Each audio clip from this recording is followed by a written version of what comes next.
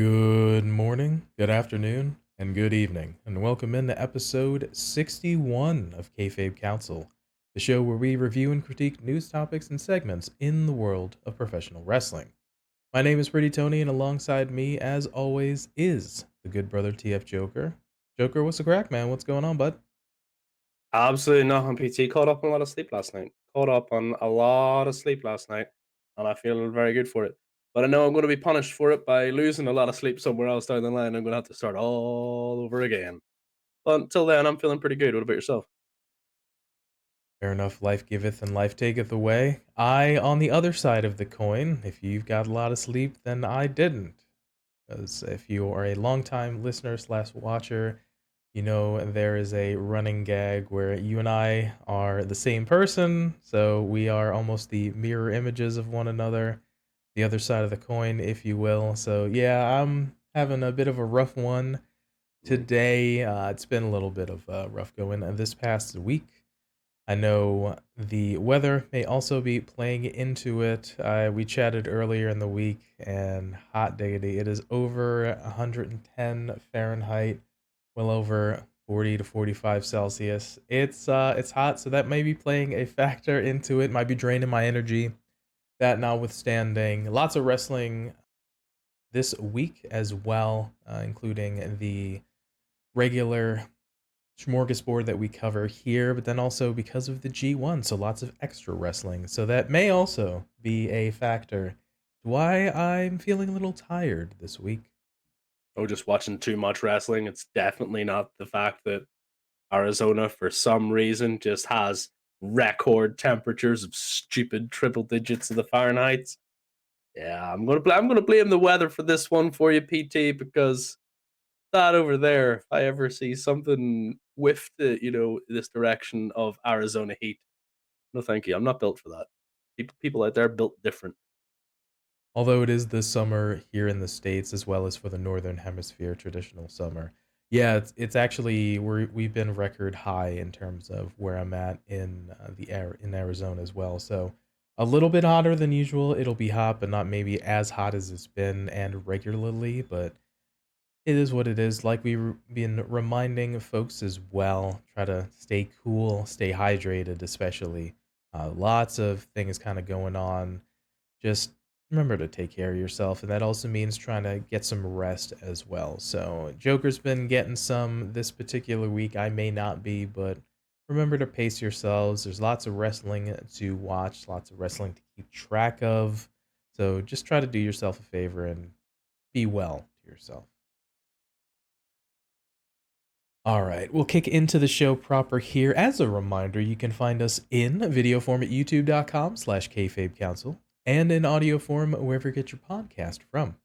On this week's episode, we look at Rhea Ripley and WWE Women's Division getting time. Over on the AEW side, the Blackpool Combat Club Death Triangle Best Friends feud seems to be heating up. And we'll look at week 2 of the G1 Climax 33.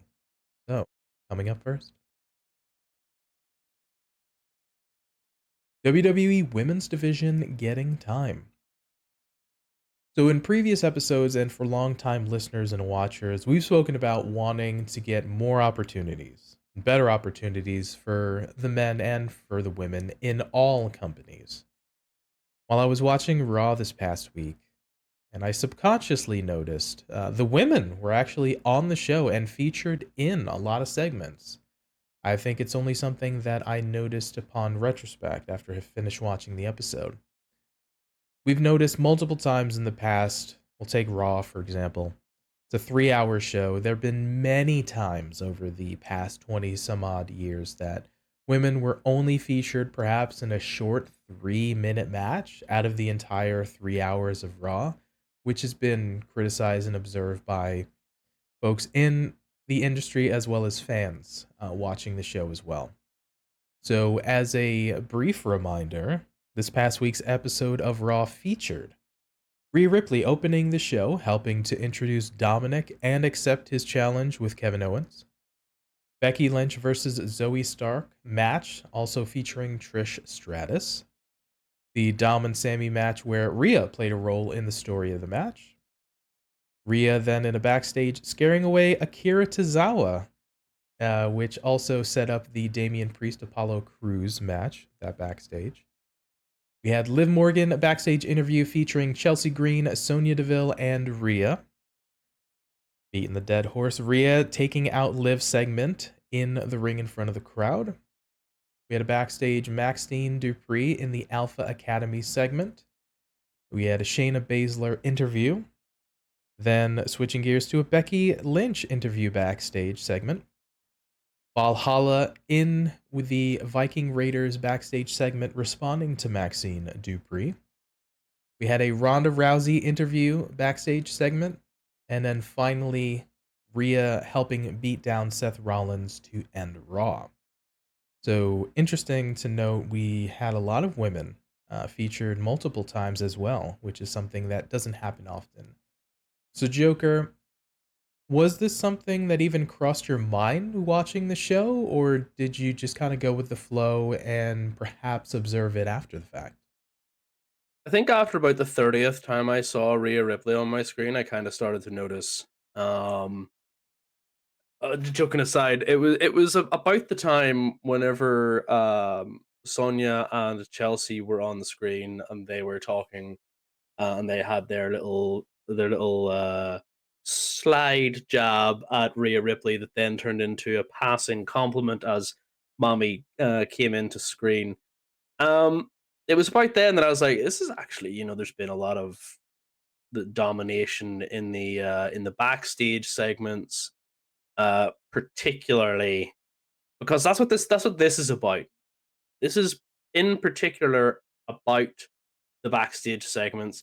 There hasn't been on this. We're not trying to say there's a lot of wrestling on this show. I think it was a few weeks ago. There was even a breakdown of how little wrestling is on Raw and SmackDown for the sheer volume. So we're not going to defend that.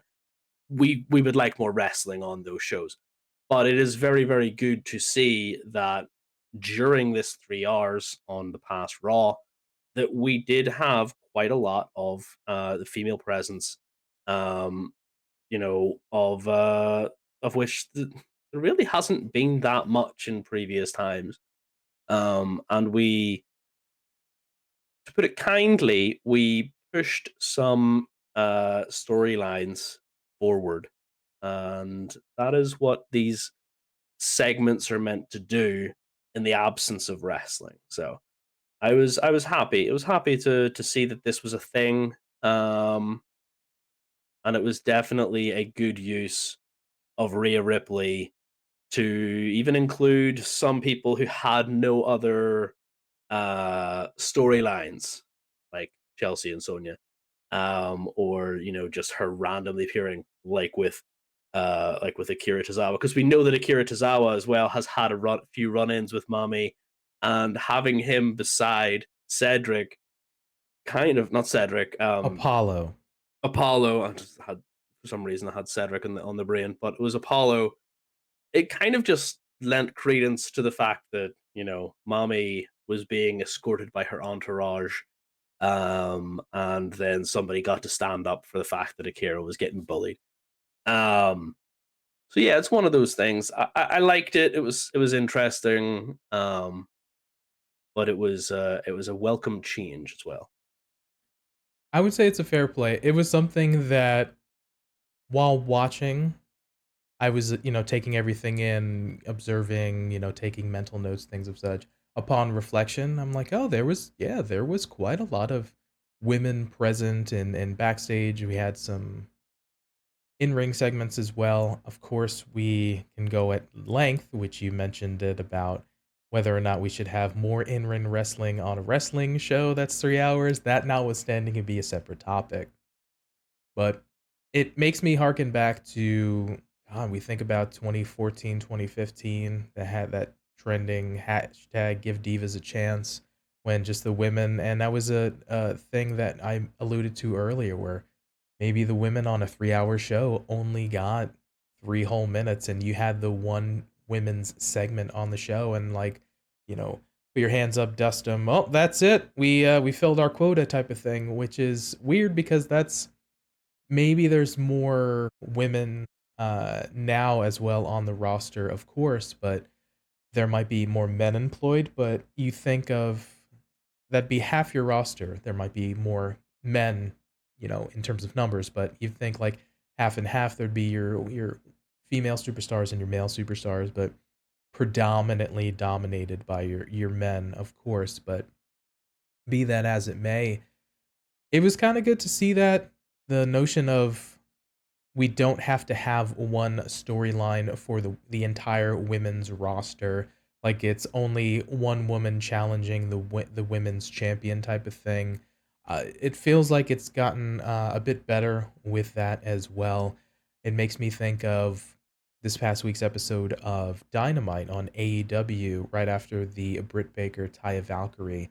They pan to a sign in the crowd and book the women's division better. And that's just, we can have a crazy discussion about that, but I think it's one of those where folks just want to be engaged with stories that are compelling so they can get into it. They want to have characters that are compelling, that the stories are written well for them, and perhaps have engaging wrestling. So I think that's all the thing is considered altogether. So be that as it may, I thought it was a nice subtle idea to feature the women quite a lot, and I didn't feel like it was kind of shoved down our throats. It was there, and it wasn't like, you know, championing or kind of in your face. So, real quick, Joker, for a question for you, do you feel like it was a conscious decision by WWE to feature the women heavily on Raw, or do you feel like it was maybe just happened in the whims of writing this week's show?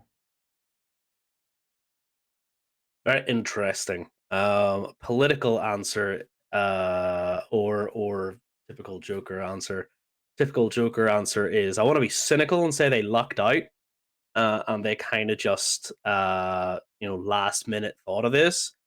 But honestly, I don't know if that's true. Like, if we're gonna play cynic here for a second, the devil's advocate, whatever you might want to call it, WWE does not book their women's division well. They put everyone chasing after the one title. They don't really allow people to develop characters unless you're that top one or two stars.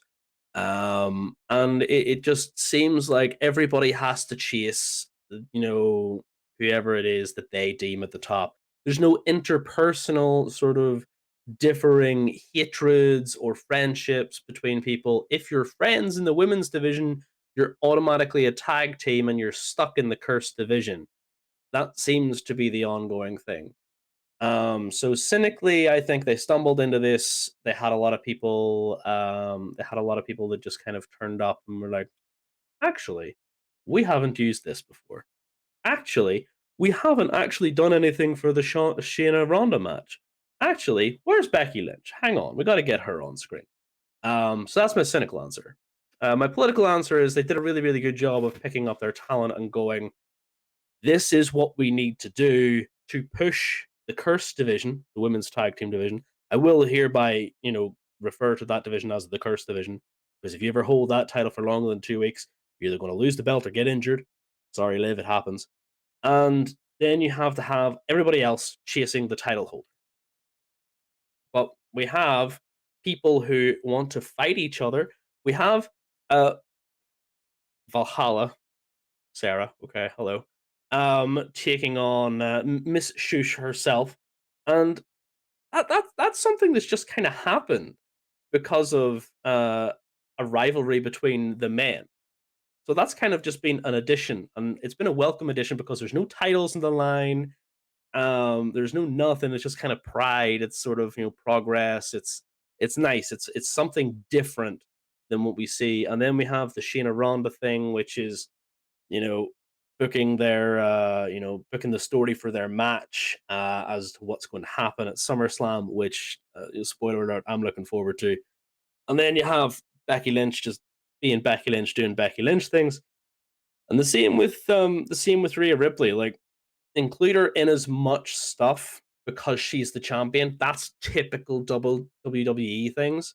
So they did really, really good really, really well with how they did the booking of this. It was well thought out, and I think that a lot of people benefited from it. So there's my political answer for you. I appreciate you even jokingly giving both sides of the coin there. It's hard to navigate where if it was calculated or if it was just sort of circumstantial or accidental. So a little column A, little column B. I want you to know, though, PT, I'm firmly on the side of cynic, and that is my actual answer. I just know that there's people out there that will give that political answer, and I want y'all to know that is not what happened. It's the cynical one is correct. Anything else is lies. And that's a fair play. So there's going to be arguments or opinions on both sides of the coin as well. But you alluded to it as well, of course, that as we've mentioned previously, WWE and to be fair, AEW have struggled to push or consistently push the women's division, something we've mentioned and a lot of folks who've observed who have watched both products. At the moment, there are multiple storylines going on for the women, and something that I really don't recall ever being a thing before. So like we mentioned, they usually concentrate on the champion. So if you alluded to it and mentioned a little bit before, but I have it for context here. So right now we have the Shayna Ronda feud, the Becky Trish feud with Zoe Stark as an additional player, the Chelsea Green Sonya Deville with the women's tag team title arc, Rhea Ripley going back and forth between interacting with the women's division and just being the heater or the bodyguard for those unaware for the Judgment Day. Over on the SmackDown side, Charlotte, Bianca, and Asuka going for the WWE Women's Championship, that scramble. And Io being weird with her relationship with Bayley, possibly teasing a face turn. So we have a lot of things kind of going on at the moment, which is great because there's subtle things going on. Though it seems as though they're actually having women involved in storylines to varying degree of exposure, with a lot of folks, like you mentioned, with a Shayna Ronda, trying to have that be a little bit more of a prominent one, to even all the way to having a Maxine as well as a Valhalla deal. So it's, we've got women having something to do on the show, which is great on quite a different levels. Even so much so to have NXT at the moment is actually doing a lot of things. I made note Ava Raine with her feud with Ivy Nile, Blair Davenport fighting and feuding with Roxanne Perez, bonus points for the supermarket brawl. That was awesome to watch.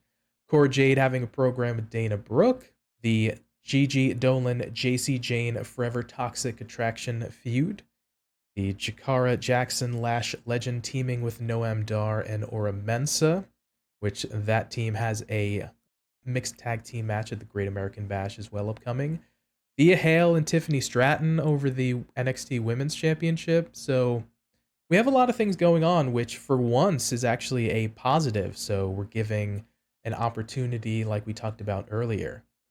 However, my fear is the women will get the bad booking in the storylines just like the men do.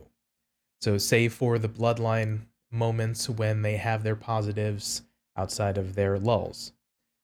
So Joker, do you think we're stretching the writing team too thin, or do you think we can sustain good television no matter what gender is involved? We can sustain more than one storyline, regardless of gender, regardless of whatever is going on, because these people are paid to write compelling storylines. You can take a storyline written for men and give it to the women, because if it's compelling, it should be compelling regardless of the actors. And that's what these guys and girls are. They are athletes 100%, but they are actors. And I want to point this out, like, if it hasn't been predominantly obvious, we're on episode 61 here. We really like the storylines, and that's what we like to discuss. We're not out here criticizing how to do a suplex, how to do a package pile driver, the best tope of the week. That's not us. I love stories. It's the reason why I watch wrestling. It is fantastic to see. I watch things with characters that I enjoy. So this is what people mean when they talk about book the women's division better. Because regardless of what you want to try and allude to, is like, no, we have to have better wrestling. We have to have better. No, you have to have characters you believe in to want to watch their wrestling. And that is what we mean, regardless of WWE or AEW. I could go on a tangent forever about AEW's women's division, but I think we've already done that, and we might do it again down the line. So there you go. This week, AEW is not on my radar. It's WWE and their women's division, which we're starting to see some little bubbles of boiling goodness that we have finally gotten something. So I feel like we should be able to write for the men and the women for each division, and it shouldn't make a difference who they are. They should be compelling. How do we get there? We give people the chance to become characters. Becky Lynch is a character and really only got over because she was able to develop a character that she was able to resonate with. Because the Irish Lass Kicker wasn't doing anything. It was Big Time. It was The Man. These are characters. And admittedly, I'm not a fan of The Man. I actually kind of prefer Big Time. But I'm not a fan of The Man. But that's the character people resonate with. You know what I mean? But Becky didn't really change how she wrestled. It wasn't as if, she changed her persona. She came down in an absolute fucking savage outfit, the leather jacket, the t-shirt, the man, the swagger, whatever. And that's how people were compelled to look at her. LA Knight does the exact same thing. He comes down, he has the swagger, he gives the promo. He does the thing. He acts like the man. Two people are playing a similar character because they have swagger, they have confidence, they have belief, and they're written well. They're also performed well. That's the second side of the coin there. Do not give people things that they're incapable of acting out. Chelsea Green is an absolute role model for character development. She is a hot mess. And she has to play that Karen character because that is amazing for her. She's great at it. I feel like that's one of the problems we've had for Ronda. We're trying to find a Ronda character. Ronda can't be a character. You need to make her Ronda Rousey. You know what I mean? So that's been the major problem I feel for WWE has been writing or inability to connect with the actor to give them the correct character. A lot of good points. One of your first ones there is I am in agreement, no matter the gender, we can figure out good writing and good stories for these people. And the other side of that coin, you mentioned that if you have a good story, if you have things written well, then giving to the right person for execution, the actor, the portrayer, if they can execute well, then we're gonna head and knock it out of the park. How many times we've seen both sides of the coin in a television show or a movie, for example, if something may not have been written well, but an actor just whatever the mojo was going crazy that day, and they just took this really bad, probably just simplified thing, just knocked it out of the park. Or we've seen arguably good actors and actresses just not have something written well or the context or what have you, and you're just like, man, that seems really off for them. So I'm in agreement for sure that we do need both sides of the coin. A good story, a something written well, and then the execution on the actor or the wrestler's behalf is paramount to connecting. The notion that you brought up of a Becky and a LA Knight, I was reading something last night about Kazuchika Okada. So this is a little bit of a early bonus here for later on in the show, but essentially when Kazuchika Okada was on excursion from New Japan Pro Wrestling, he spent time in the States with Impact TNA. And essentially he was kind of floundering for a bit After about a year or so, he ended up getting this Green Hornet type character, and they renamed him Okada with a T. And it was one of those things where he tried to make it work and all these things and such. But later on, after he returned to New Japan, he recalls saying that it's different in the different parts of the world. Like in Japan, it's all about wrestling, wrestling, wrestling, great performance. But he learned, and it was paramount for his learning process on Excursion and being a performer, that having a character is incredible and you need to have that. Which, from his experience in America as well as in Impact, he was able to then formulate the Rainmaker character. So taking nothing away from Okada himself, really just phenomenal athlete, executes well, but having that little extra piece of having that character and that element of the Rainmaker sets him apart from an entrance, from a swagger standpoint, much like you said, with a Becky and an LA Knight from their previous personas. They may not have changed greatly their wrestling acumen and their moveset, but their presentation, their style, what they give, the energy that they give and receive from the audience was night and day. So that made me think of the Okada example as well. I mean, you're not wrong. Those are things that it just makes sense. If you're a company that is trying to make cinema, is WWE are, they're trying to they're trying to make movie magic, baby. They're just out there to give you cinematic experiences with their matches. But I mean, I don't care about Iron Man versus anybody else in the Marvel universe if Iron Man is a crap character. I don't care about Captain America against anyone else if Captain America is a crap character. And that's where the movies, um, they have to have these character arcs, these build ups for people. So that's what they need to do. They need to build up the characters of the women's division and let them have free reign. And then just in the producing of the matches, like fine, but I need a reason to watch those matches. Just not just because they're pretty ladies and they can do flips and I watch Rhea Ripley matches because I want to see her do the riptide on someone and I want to see her win because she is a badass. I want to watch Asuka matches because I love Asuka's ring entrance and I love her psychology in the ring and I love the fact that she is a psycho. I love it. I will watch EO Sky because of similar reasons and the fact that EO was just absolutely electric in the ring.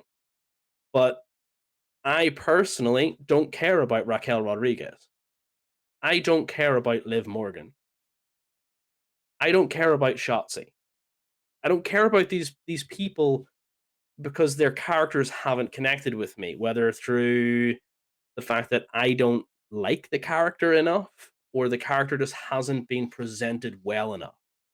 And then I think that's more prevalent actually in Shotzi's ballpark because she was just absolutely destroyed for the longest period of time and has now kind of fallen into a Bailey area, which might be fun for her once we get around to telling that story. Bailey's is fantastic, so I mean, I can see that doing well. But yeah, we need to focus on the female characters and the female storylines more predominantly, like we have done. Yeah, so I'm in agreement that it's something at the end of the day, if we can have just strong stories told from the writers and the creative team and executed well, regardless of gender, it's just going to be something that is able to bring folks back to a television show, to a movie, to a wrestling show, as the variety show that it is, and gets people engaged and want to see the show or want to see that type of media. So I'm definitely in agreement there. The last point we'll get in this section here is the notion of Rhea Ripley, and we've mentioned it here on the earlier portion that Rhea Ripley has been featured quite heavily. She's been on Raw, she's been on SmackDown, NXT, a lot specifically in the recent weeks. The perception of Rhea since her winning the title at WrestleMania has been that she spent significantly more time interacting with her Judgment Day stablemates and being in segments with them than she has done with the women's division. I think it's something that a lot of folks, especially just after her winning the title, is a lot of things that folks have noticed. There would go times, for example, weeks without Rhea even being near the women's division. And to be fair, Rhea has been very active on the house show circuit. However, on TV, she's had minimal matches. So I just did a quick run through here. So we have April 1st, she won the title from Charlotte. Then we go a month, May 1st on Raw. Judgment Day has a 6-man tag against the LWO.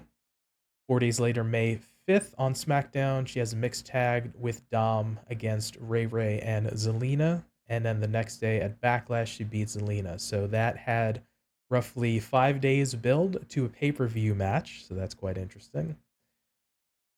A couple days later, May 8th, Rhea squashes Dana Brooke in less than 2 minutes. Then we go about 3 or so weeks later, May 27, Night of Champions, she squashes Natalya. So that was absolutely no build to that match right there. Let's go ahead and skip June because we have July 3rd. We have a match with Natalya that actually goes more than 5 minutes. I think it was over 10. And then finally, let's go ahead and skip 3 weeks to July 25th on NXT with a match with Lyra Valkyrie.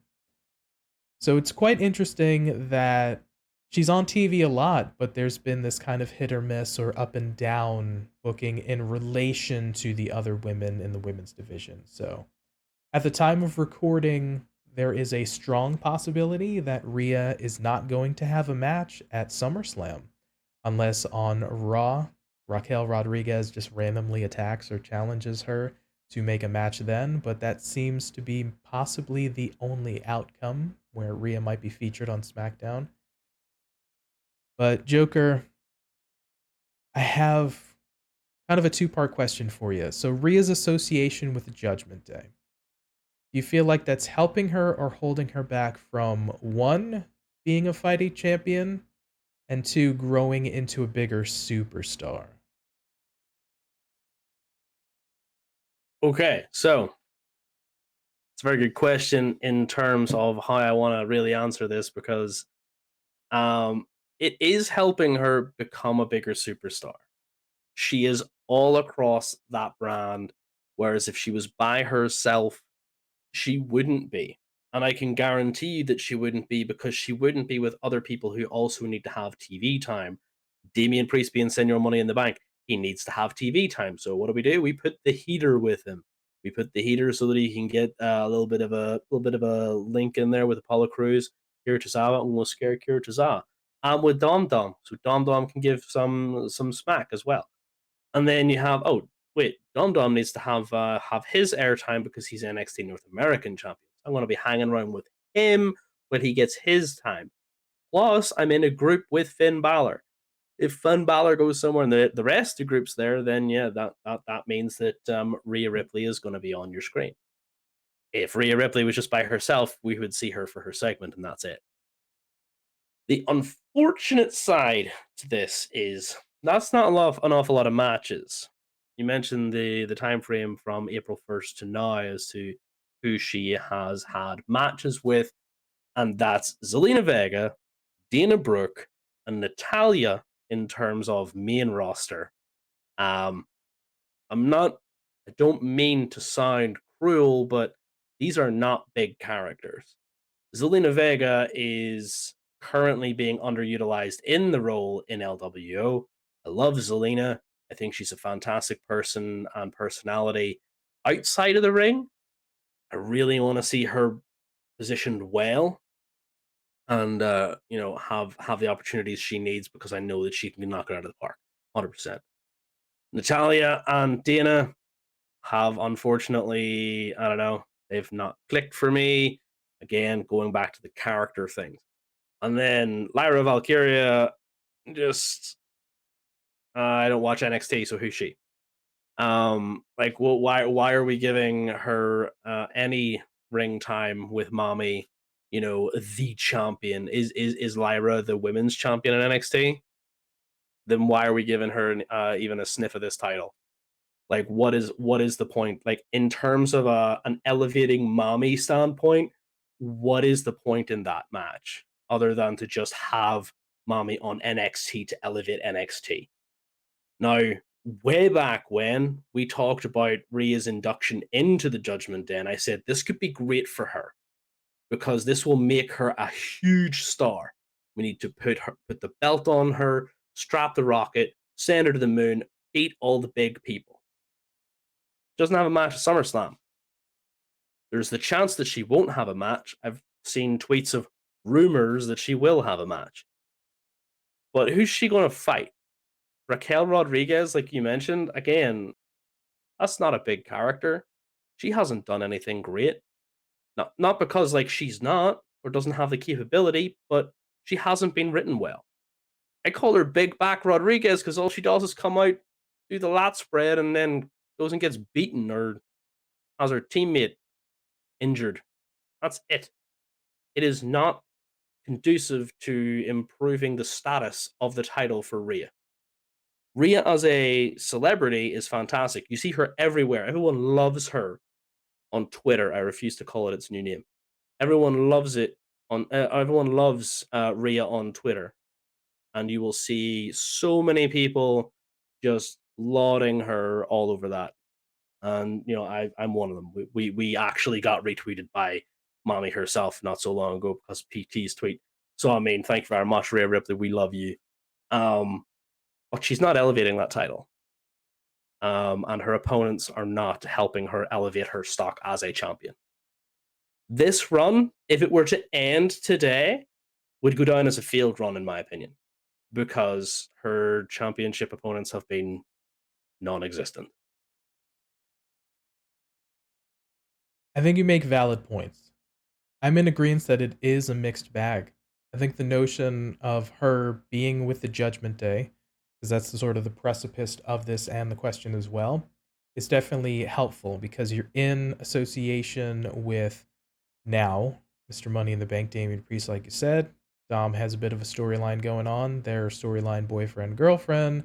You have the Finn piece being in a main event match as well. So just being in the faction, it reminds me kind of like NWO style, where the guys just the other folks in the faction. If Hogan was going to have a promo, he'd have like 20 guys deep, and you just get some FaceTime. You'd get on TV with a segment.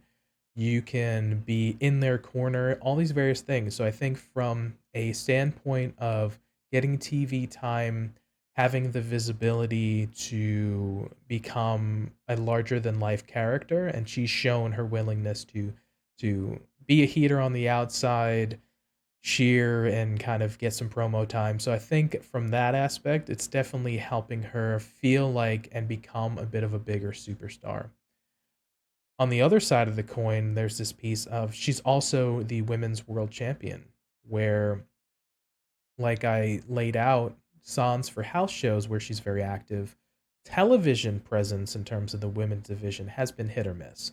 Now, we can put that on what we talked about earlier, the stories and the creative, where if they're not presenting things or putting her in situations to potentially succeed or shine, that's not necessarily a strike on her because she's trying to do with what she's been given.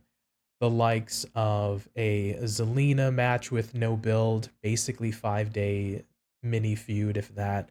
The whole thing with the squash match with Dana and Natalia came out to get upset over a beating post match, and then we went 3 or so weeks to only have Natalia challenge her like a couple days before, and then the squash match there is a very very interesting thing. She occasionally crosses paths with other folks, but that could also be a contingent of because we have other things going on for the women. The Trish and Becky thing, we're going to have them separate from the women's match. We're going to give them some time. we wanted to have the ladies fight in the tag team division. So we're trying to pull some ladies to either form a team for a short term or just have them for a match and may not necessarily over there. So it could be a instance of things going on sort of outside and may not line up properly. So I'm not saying it's one thing over another, much like yourself, but I think there's a lot of things to consider.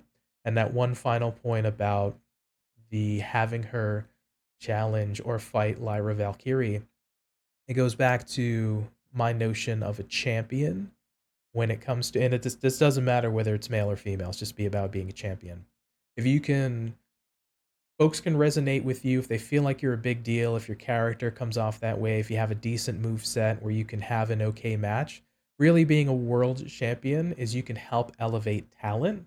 Like obviously you can have a decent match, but if you can have a match with somebody and help them make them look good and maybe even look good in defeat and said, "All right, maybe this person was better for that because they had a match with the world champion." So hopefully this could be a notion of that. But yeah, it's just her opponents, to be fair, haven't been high profile. And it's maybe a notion of because there's a lot of things going on, or maybe it's they're trying to have her be a more of a presence on the show, regardless of her being a women's world champion or female superstar. But it has been quite interesting. There's been some good and some bad in terms of her being associated with the Judgment Day, but perhaps more good. More good for her character, not for the championship. And we've talked about championships being made by people or people making the championships. With regards to Seth Rollins, Seth Rollins has had a host of people who he has beaten for this new heavyweight title, and some of them have been people you would expect to see in that title picture. Some of them not so much. Some squash matches here and there.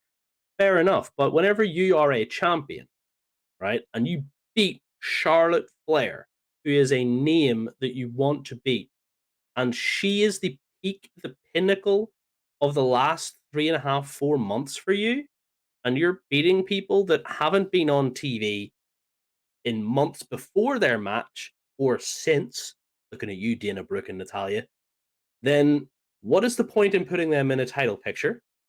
Whenever you're fighting someone who is in your developmental division, sorry, Papa H, that's what it is, and isn't a champion of that division, then what's the point in having that match?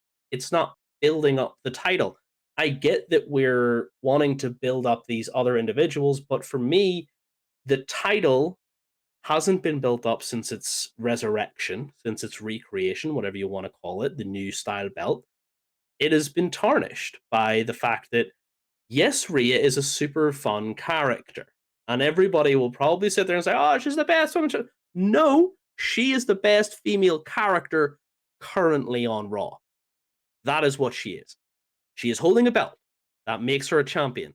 She is by far the worst women's champion so far this year. And I'm including Asuka in that, and Asuka's marginally better. She hasn't had very many matches comparatively either. And she just kind of floating around with Io Sky chomping at her heels and Bayley. So the sooner we get that story done, the better. But we need Rhea to start building on this title. And we can use the fact that, we have Shayna and Ronda, saying, oh, well, look at this here, blah, blah, blah, blah, if we had Ronda going, I'm going to beat the tar out of Shayna, and outside, little outside of the fact that we know she's going to be leaving as soon as her contract's up, she could be saying, I'm going to teach Shayna a lesson. I'm going to beat her, and then I'm going to show mommy exactly who the baddest woman on the planet is. Leading Shayna to decimate Ronda, beating the tar out of her, getting on the radar of Rhea Ripley. Fantastic. Look at that little small tweak there, PT. A little small tweak means that we have a Shayna versus Rhea match down the line, right? We can do this with anybody. We can just put these small tweaks in to just get mommy's attention because everybody wants mommy's attention. That's what we should be pushing towards. Making that championship better, with championship stock, not with your fodder. Like, we don't look at the matches for Roman Reigns and go, oh, that match with Akira Tozawa. Wow, buddy. That was a really, really good match. Oh, buddy, that match with Ricochet, 100%, that was a barn burner. It was definitely championship material.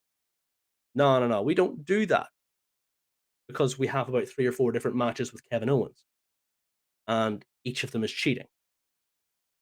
If we had something to build this championship up for Rhea, I would be happier. Her character, like we have been trying to say, this entire time, is established. It is good. It is fantastic. Unfortunately for me, she is currently playing the heater for everybody else. And she is a champion. Champions should not be playing heaters for other people. That's just my take on it. I think even the Rhea fans who may be coming at us with pitchforks and torches would be fair to say that she just hasn't been given the opportunity to defend the championship on pay-per-view or television quite a lot. I think that's the fairest thing we can all say and agree with. And I'm going to have to lean towards your point about if we can put her in situations where she can have matches at pay-per-views and or matches on television against women who feel like they can pose a threat or give a decent match and just put on strong performances, then it's going to make the championship feel important, much like Seth is trying to do with the new iteration of the WWE World Heavyweight Championship, trying to establish that. And I think it's just an opportunity where here, so we'll wind down this segment with the fact that more women are getting opportunities and having storylines and being put in positions to be successful, I think is fantastic, and that's what we've always wanted for the men and the women, of course.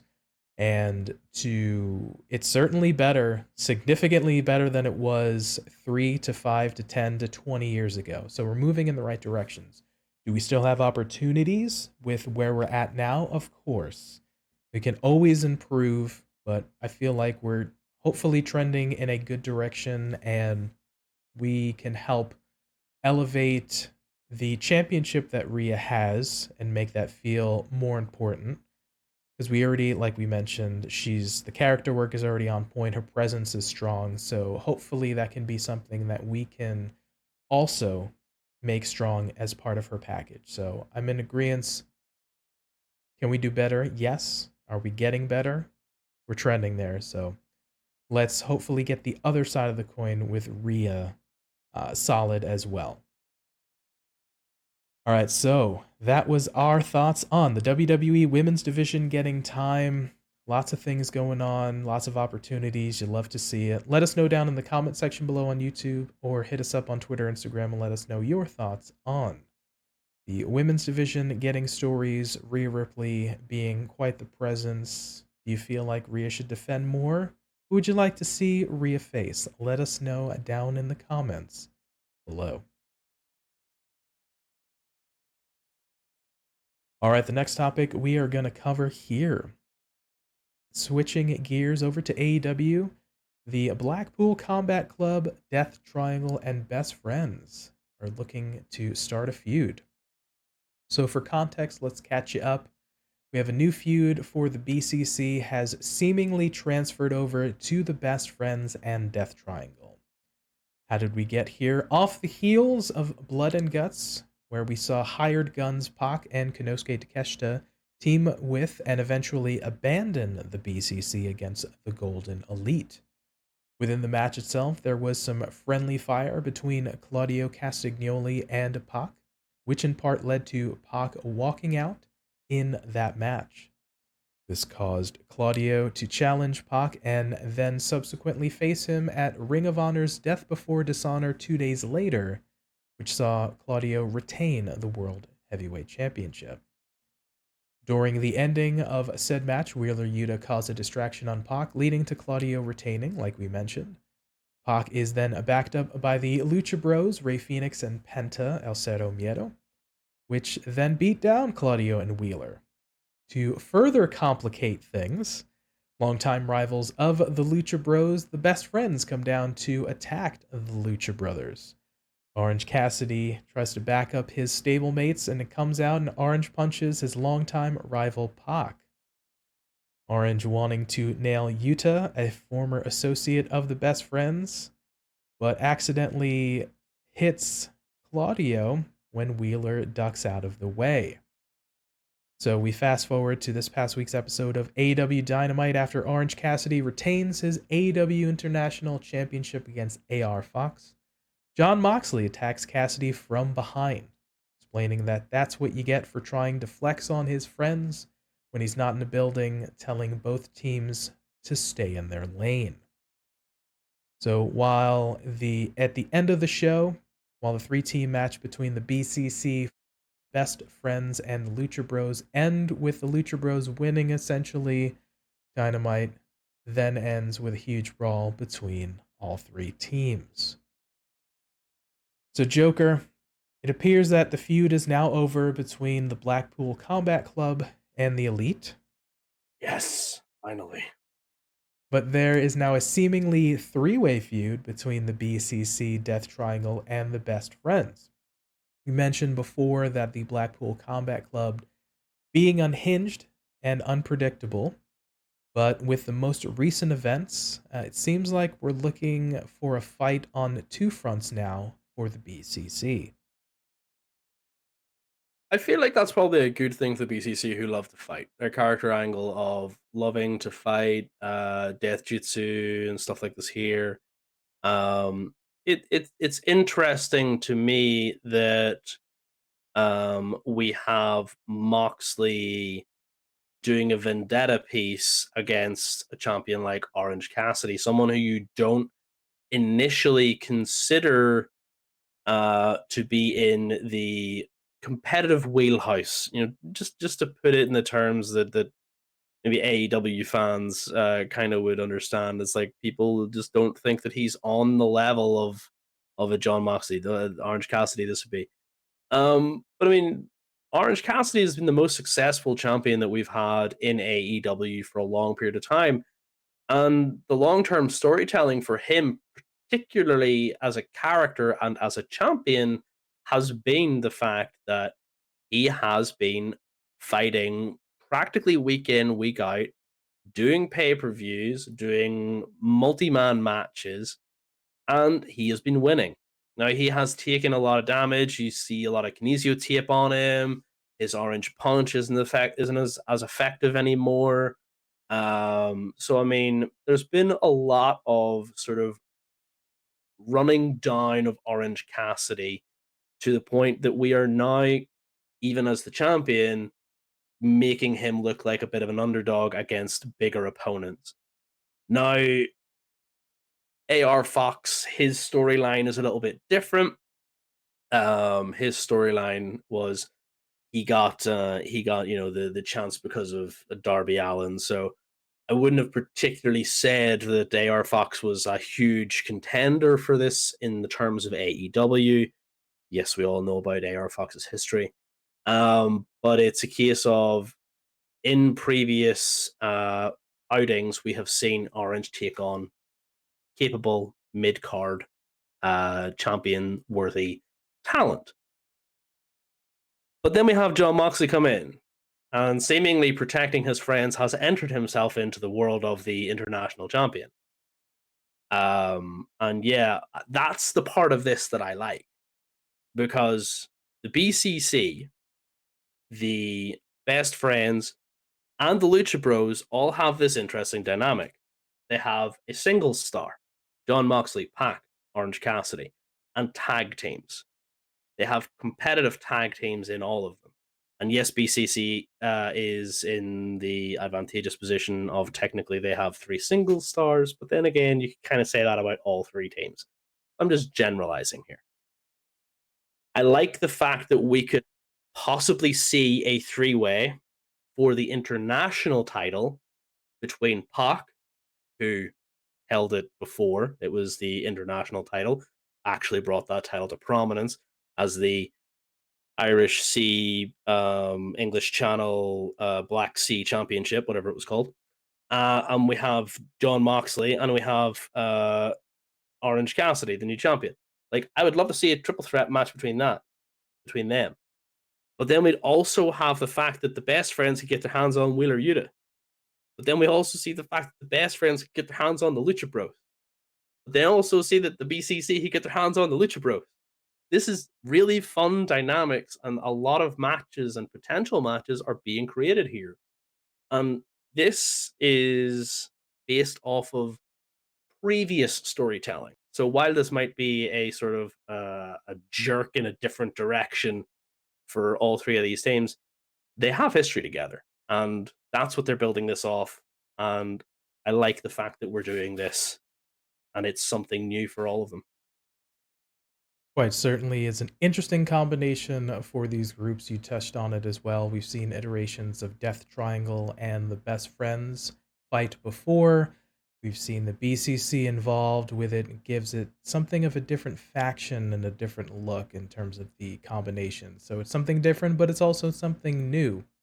There's some history you've mentioned before with the Best Friends and the Lucha Bros, Orange Cassidy with Pac. Pac now having some bit of heat ski from the Blood and Guts, but then also from previously, if I'm not mistaken, it's the first ever Dynamite episode. Pac and Jon Moxley teamed and Pac walked out. So there's definitely history amongst all three of these teams as well. The illusion of Wheeler Yuta being the pseudo young boy with the best friends and then being taken in by Bryan Danielson and Jon Moxley into the Death Jitsu style of the BCC. So there's a lot of things going on here. So there's history, but like you mentioned, there's also some fresh matchups to compound the fact. So some of the best friends or the Lucha Bros working with a Claudio, possibly over the Ring of Honor World Championship, could be fantastic. Reminding folks that Rey Fenix as well as Penta have been world champions in the past, so that seems like fun go rounds. Likewise, working against the likes of a Moxley, give some of these guys a bit of a rubski, perhaps like even the likes of a Trent Beretta or a Kentucky a Gentleman there as well, his tag team partner. So, I mean, all these things, you can have a lot of different combinations. So, but to compound the fact, like you had stated before, with John attacking Orange Cassidy on Dynamite, could we see a possible challenge or even just a straight up one on one where the international title is on the line for John and Orange Cassidy down the line somewhere? I would like to see it, and I would like to see John lose, because that would then lead to a possible Pac taking on, Orange Cassidy and losing as well, only for them to end up in a triple threat match. Like I said, this can breed a lot of matches with which we can build, like, everybody be so mad that Orange Cassidy beat Jon Moxley. That's the former three-time AEW World Champion losing to the longest reigning champion. Like, I feel like that would be a big boon to that international title should we see Orange Cassidy beat Jon Moxley. And I feel like, that would be a good match, but it wouldn't come without its costs. And then eventually Orange could lose to Jon Moxley, who could then have that sort of reign with the international title. And it would give Orange Cassidy a well earned break. Like, Pac elevated that title by taking it around the world, like around Europe mostly, um, and then coming back to America, losing it to Orange. But Orange has done so well of elevating this on AEW TV. Give him this match with John. Give him the win over John. Give him another match against Pac, and give them the triple threat. I feel like that's the one match that I'm kind of stuck on now because it just interests me so much. To see the former champ beat the current champ, beat the former um, AEW World Champion. It's just so nuts to me. It would be fun to see. And then yeah, like the tag teams, like we could see any amount of different combinations of the tag teams doing in singles matches as well. I would love to see a Trent versus Phoenix versus which one? Let's go with Claudio for crying out loud. I would love to see that match. So there's plenty of matches here, and I feel like this is something that's going to go on until we get Bryan Danielson back from his arm surgery. Obviously, having plates and stuff put in his arm to facilitate the healing of that broken arm that he suffered at the hands of none other than Okada. It would be interesting to see them have this sort of triple threat storyline between three teams. Absolutely. Quite the intriguing matchups between all of the folks involved, between singles matches to triple threats to four ways to tag teams to trios. Like there's a lot of combinations and iterations that we can have. Obviously, we've seen with this past week's episode of Dynamite, with there being three tag teams in an element. There's also a triple threat scheduled for the next Dynamite upcoming. It's one on one. So there's already starting to get the gears going on that as well. And you also mentioned as well that traditionally we've seen sort of one-on-one in terms of factions, right? There's usually one faction facing another faction, but with the added wrinkle of now there's sort of three factions kind of going at it, which is very unusual. We haven't traditionally seen that for the most part in a AEW setting. Makes me think of the likes of your more traditional, like your Inner Circle versus the Pinnacle, your Jericho Appreciation Society versus the Blackpool Combat Club, right? Sort of focusing on one another. The Elite versus the Death Triangle. We had that series of matches for a couple months. More recently, the Elite versus the BCC. So it's traditionally been one faction versus another. So the mixing of three has been quite intriguing, and it, like we've talked about, leads to possible intrigue. It's something different. It changes the formula. However, could this be good for a short-term feud? But I don't know if it's gonna last a long time. Perhaps a couple months. What are your thoughts? What do you think? 2 months tops. I don't think this is something that we need for a long term. Um, Depending on the sort of uh, recovery time for Danielson, I'd say 2-3 months would be your amount of time that you would further amount of time that we would need for his recovery. It being a broken arm. Not a doctor, so don't quote me on that. That's not me facilitating his return. But I'd say about 2-3 months is about all you would need for these rivalries to sort of play out. We also have All In and All Out over the next 2-3 months, so we have the opportunity to have the international title defended at All in a triple threat between. Just going to harp on about this triple threat match, PT. I want to see it, and for the title for against Pac and against Mox and against and for Orange Cassidy. Orange Cassidy could win that match, right? Orange Cassidy could win that match and retain. And then we go to All Out and he loses in a second triple threat. And I would be happy with that. Or in a one-on-one with Mox. I would be happy with that. But equally, we could see something of the likes of a tornado tag. We could see different tag variations in All In and All Out, including the 2v2v2 or the 3v3v3. It's all very interesting, but it's very energetic, hectic, and not conducive to super long-term storytelling because it's explosive. I think personally, it needs to be a short-term deal. All Out really has to be sort of the finishing-ish line, I think. Uh, but maybe the Dynamite or so after that, a couple of weeks after that. But that's sort of my time estimate for how long this should go on. Yeah, right now we're sitting at the end of July, so I feel like the guts of August and September. Kind of, yeah, I'm thinking maybe give it 2 or 3 weeks after All Out, and that puts us towards the end of September. And it feels like that's kind of a good ending point for that Mm. because you can have the matches potentially at a pay-per-view and then fizzle over and kind of wind down. That sort of sets the stage for October being the preparation for then the subsequent, because we have a Full Gear, if I'm not mistaken, usually happens around November-ish time. So we can possibly lead towards that. So that feels like a comfortable place to kind of transition or switch gears to potentially something else.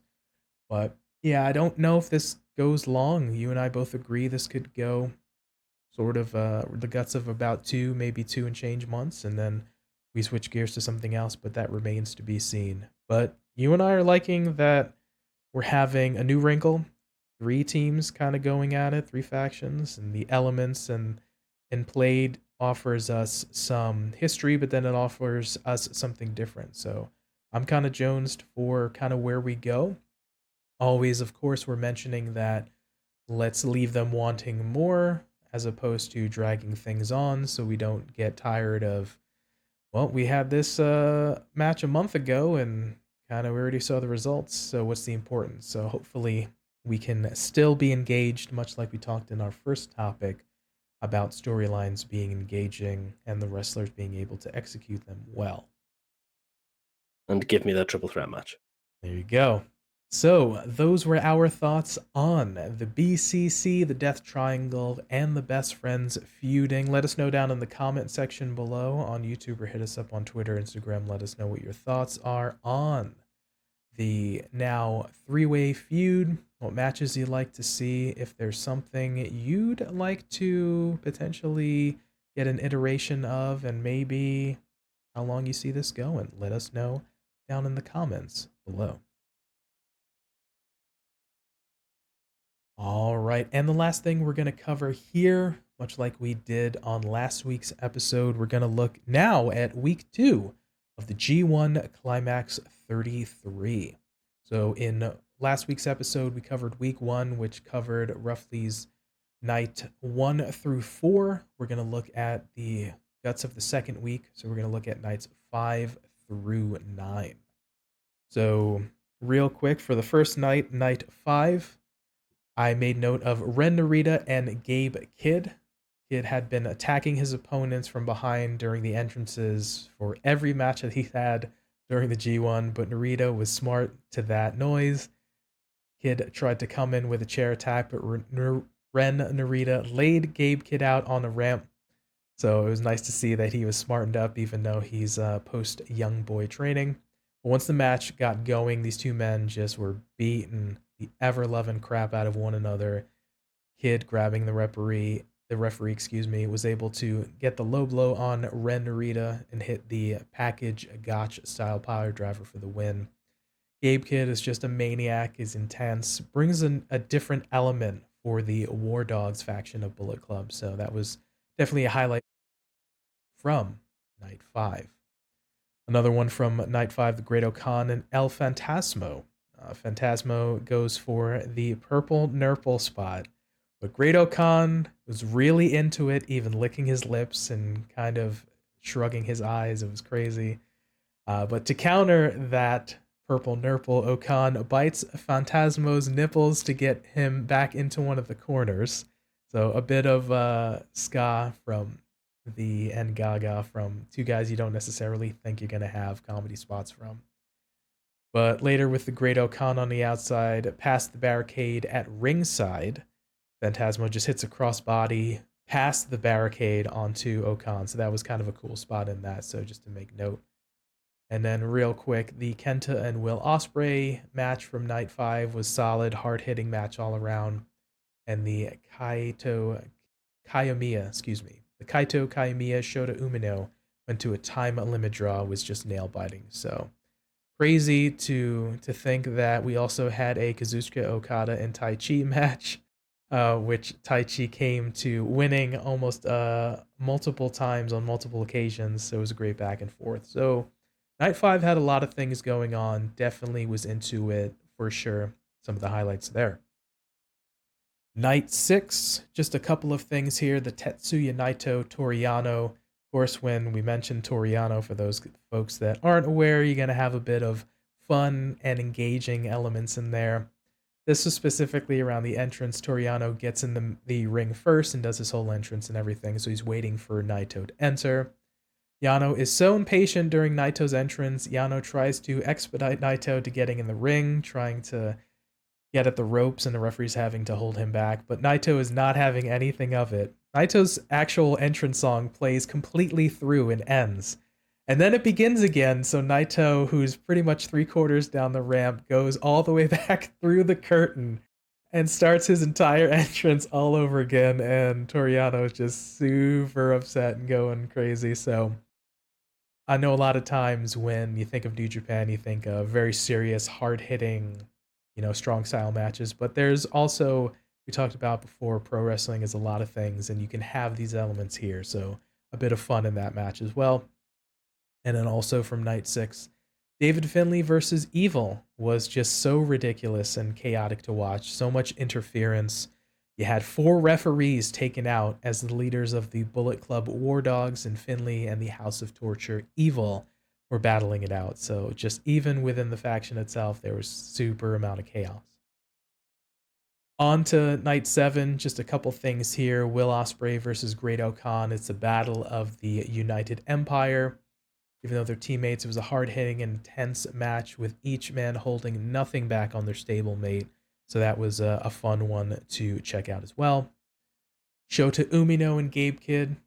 Once again, another hard-fought match, leaving nothing in the outside, leaving it all in the ring. So definitely look forward to that. And finally, from night 7, Sonata and Kayu Kiyomiya. Just great showing from both men. Sonata pulled it out literally with 2 seconds left of the time limit. So that one went down to the wire, and it's definitely a highlight from night 7. On to night 8. Tomohiro Ishii and Eddie Kingston just beating each other up. Forearm shivers, just taking hard shots, just chops, just minutes of them chopping each other down. They're not backing down. I could have watched 10 more minutes of them just going at it, but definitely a fun and intriguing match to check out.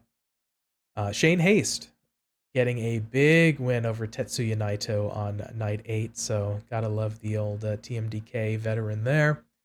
And finally from night 8, Jeff Cobb and Zack Sabre Jr. in the main event. Just great mix of technical and power-based offense, and just all-around solid performance from both men there.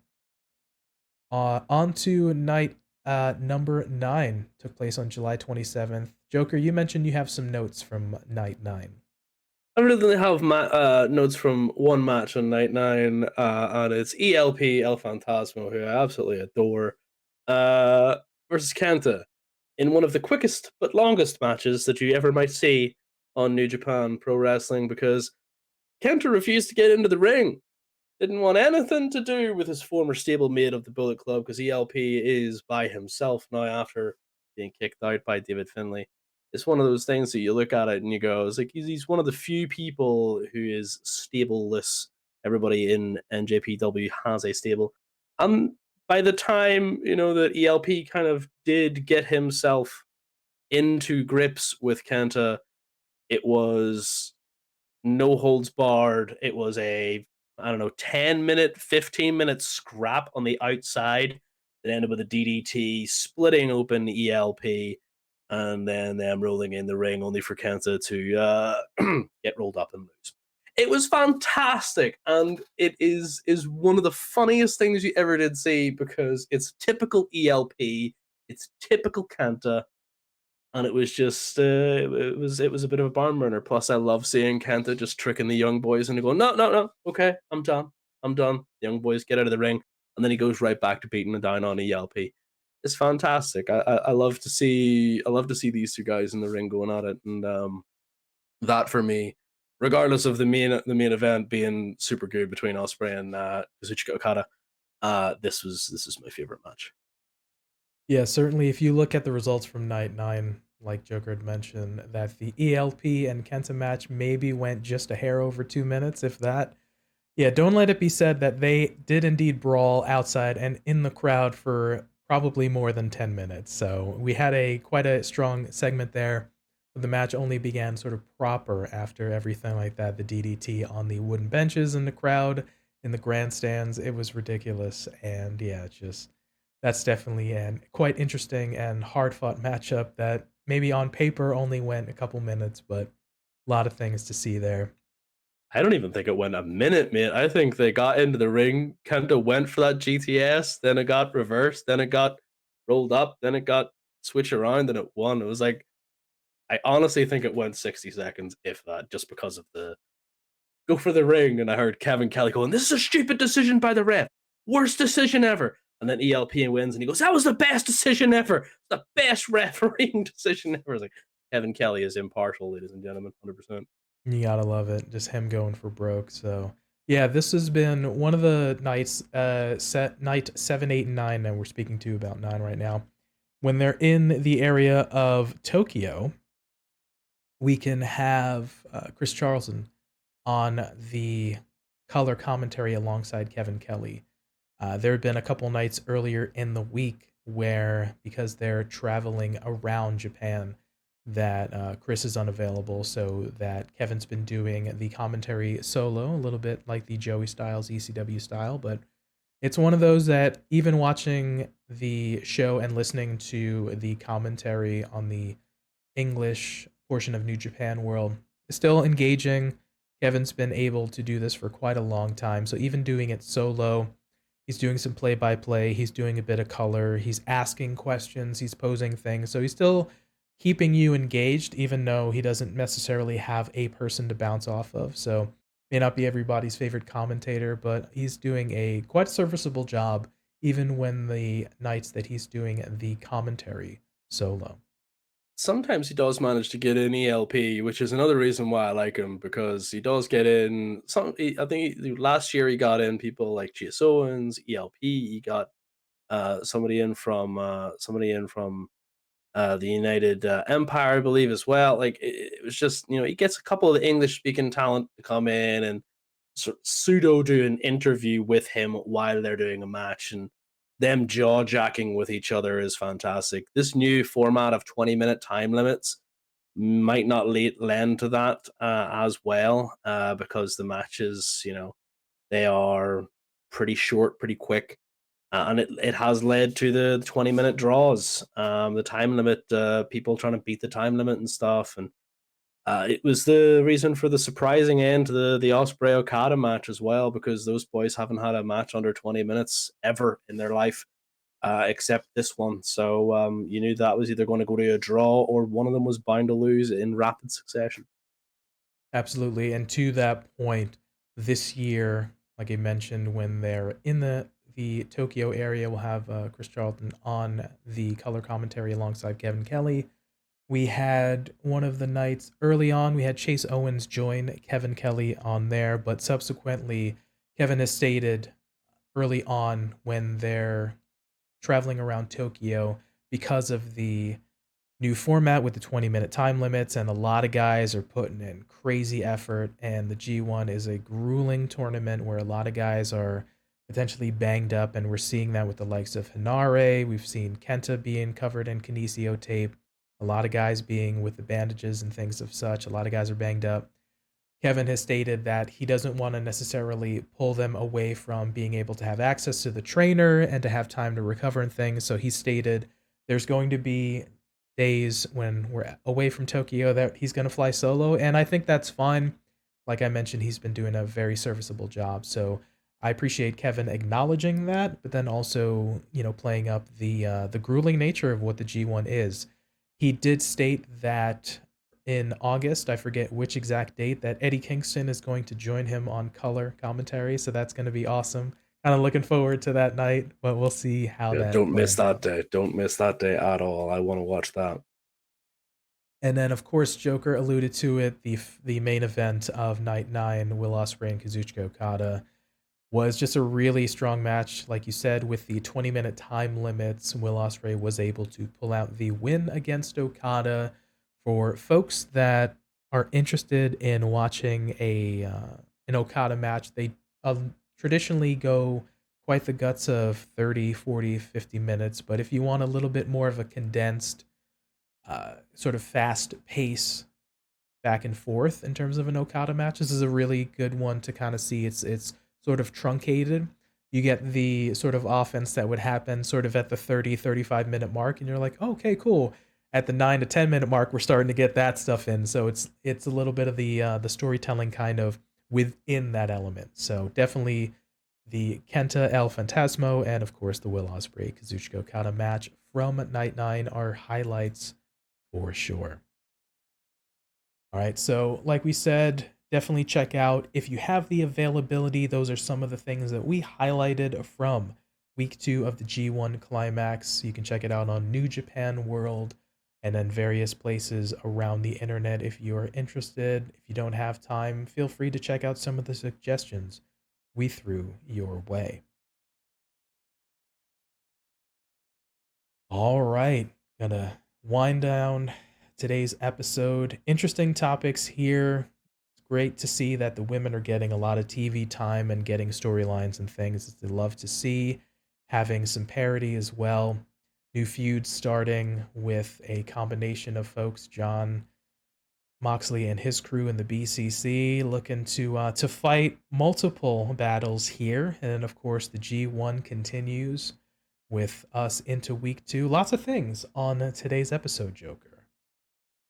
Yeah, I mean, some of them we went a wee bit long in the tooth on.